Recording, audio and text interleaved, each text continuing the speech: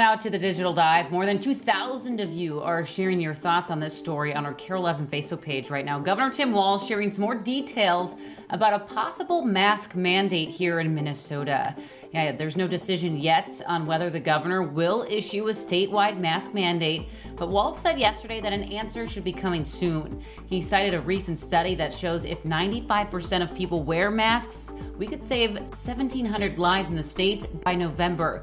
Walz said his administration is looking at options like issuing mandates in certain areas instead of a blanket order for all of Minnesota.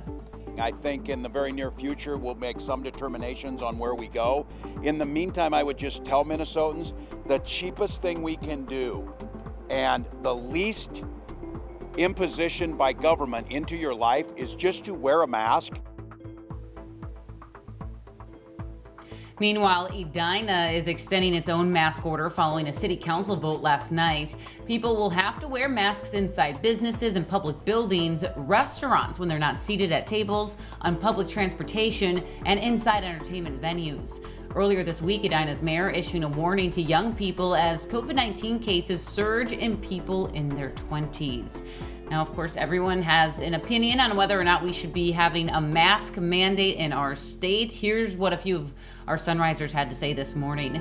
Mark here thinks it would be one thing if Minnesota was seeing a huge spike, but we're not. If individuals want to wear them or businesses want to mandate them, that is one thing. Don't make a decision for the entire state based on other major cities. And Tom agreeing here, saying certainly doesn't need to be a statewide and we should focus on contact tracing. But Amy, she's all for it. She wrote, "Nobody likes wearing masks. I do it to protect others, especially my vulnerable parents and friend with cancer. I would rather wear a mask than to be on lockdowns." So you see there, Gia, of course, people split on this. And I feel like we're going to be split on this for a while now.